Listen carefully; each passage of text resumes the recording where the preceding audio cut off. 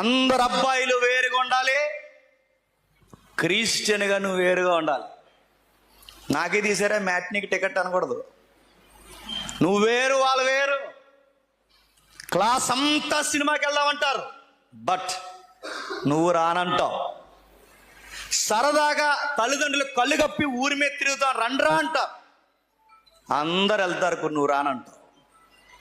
పేరెంట్స్ని మోసం చేస్తాం, టీచర్స్ని మోసం చేస్తాం, నాన్న మోసం చేస్తాం, కాలేజీ యాజమాన్యాన్ని మోసం చేస్తాం, దుమ్మా కొట్టి ఇష్టం వచ్చినట్టు తిరుగుదామంటారు.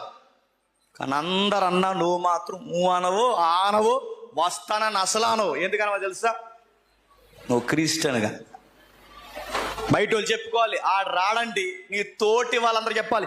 ఆడు కలవడండి, నీ తోటి స్నేహితురాలు చెప్పాలి. వాడు అందరిలాంటి వాడు కాదండి, ఈ విషయాల్లో వాడు ఇన్వాల్వ్ అవ్వడండి అని చెప్పాలి. ఎక్కడ చెప్తారో చెప్పండి? నలుగురితో కాలేజీలోకి వెళితే కాలేజీలో కలిసిపోతున్నాం, స్నేహితుల దగ్గర ఉంటే స్నేహితులతో కలిసిపోతున్నాం, బయట ఉంటే బయట కలిసిపోతున్నాం. ఏది నీ ప్రత్యేకత? యోసేపట దేశం గుర్తించదగ్గ యవనస్తుడు అయ్యాడట.